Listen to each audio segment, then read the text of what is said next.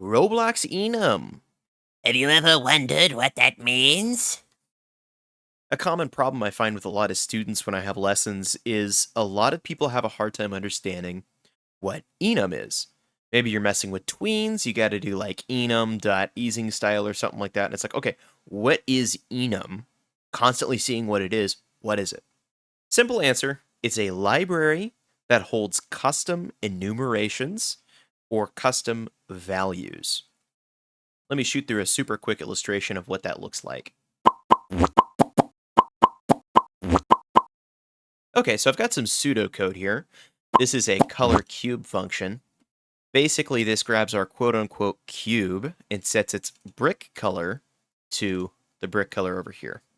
Now, the problem with brick color is it expects a string, but it's typed really weird. Take a look at our cubes over here. I have these named the same as brick colors. So newer yeller is a capital N, new, space, capital Y, yeller. Pearl is capital Pearl. Lime green, however, capital L, Lime, lowercase g after a space, Reen. You see how this is really dumb?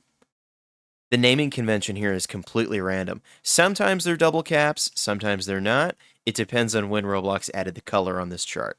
That's kind of the reason why using strings to define brick color is a really dumb idea. Imagine if you've got all these functions that take in a string argument. In the string argument, when you call the function, you basically have to guess or try to be super autistic and remember how the string is typed. Is it a capital P? Is it a lowercase p? It's full capital each word if I say new yeller. But if I say really blue, it's capital R lowercase b. Because of this, there's a lot of confusion that's added on if we were to write all of our functions passing strings in. Now, if it's hard for you, imagine how much harder it would be if you've got a script or a code base that's 6,000 lines of code long. You've got all these functions that take these strings, like brick color, and some other developer is now working with your code, or you, 5 months from now, is going back to your code, and you need to take the time to relearn. You'll find when you're working with strings, if you use a lot of strings in your code, it's very easy to make mistakes if you're passing them around in functions like this. So, what's the solution? The solution is enum, enumeration. See how I have this structured? Pearl, black, new yeller, really blue, hot pink, really red, lime green. These are all inside of color cube, or cube color, I'm sorry. Cube color is inside of enum. So, how much easier would it be when we say color cube, instead of just typing Perl and having to remember how Perl is typed? I could just say workspace.enum.cubecolor.Perl. Super simple. Now I don't have to remember how it's typed. I could just look into cube color and it'll tell me what it is. Perl is right there. This is a pseudocode example. This code isn't going to work. This is going to pass at an actual cube. But this illustrates what the Enum library actually does. Let's try this again, but with actual brick colors.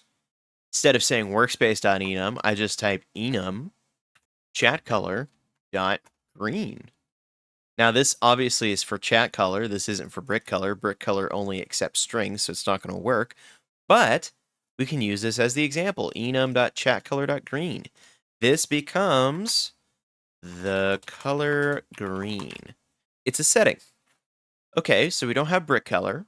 So let's write our own enum library for brick color. We could just make a dictionary.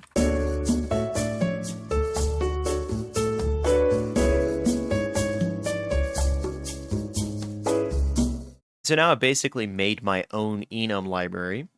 I've added brick colors, and now we've got all the brick colors here. All I have to do is use the dictionary to find the pre-typed name, and it does all the weird, lame stuff that you would normally make mistakes on. Take this for instance. New yeller, capital N, capital Y space, really blue, capital R space lowercase b. That is a problem with brick color and why brick color is really not cool.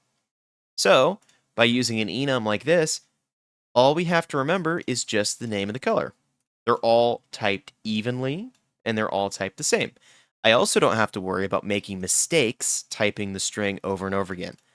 Let's say I'm putting it in and I miss a E. That happens way too many times, so much that this is required to be a good programmer using enums. Now, instead of having to type lime green and hoping that I remember it correctly or I don't make a mistake, now all I got to do is just say enum.brickcolor.lime green. See how easy it is? I don't have to remember a thing. And now when I'm looking through this code again, 6 months from now, color cube, we're coloring it to lime green. I don't need to remember how it's typed or anything, but just simply this. Let's try this again, but with real enums this time. Let's change the material of the base plate behind these cubes. Let's write a function, local function, change part color. We want the part and the color. Material, I'm sorry. I forgot we're doing material. My brain's been wired to color. Okay, so to change a part's material, we have to say part.material equals material. Now, when we call the function, all we got to do is say workspace.baseplate, and then to find the material, we have to use the enum library. Enum.material. I use a period, and now we can look through and find the material that we're looking for. We've got air, terrain only, ice, mud, foil, neon. Let's find something cool. Let's do slate. Now, we have access to slate. That's how we set the material of a part to slate. Let me paste this code down here in the command line, and I'll show you. There. Now that it's been ran, our base plate's made out of slate. And so that's why the enum library is so useful and why it's required for stuff like material and any new settings that Roblox made that wasn't in 2006, like brick color. Anything involving tweens, chat, all sorts of built-in Roblox stuff, changing the value if it's not a number, a string, or a boolean, it requires an enum value. This is why having a second monitor while you're programming is so useful, is on that second monitor, you can have an API or go onto the Roblox website and pull up their documentation and their guides, stuff like all the enums needed. So that way you can find what you're doing. Hopefully this helped. If you got any questions, post it in the comments. I'd be happy to answer them. Check out my Discord server too if you want to ask more coding questions to me specifically. Like, subscribe, do all that stuff. Hope you guys enjoyed. Take care. Bye. Back to work.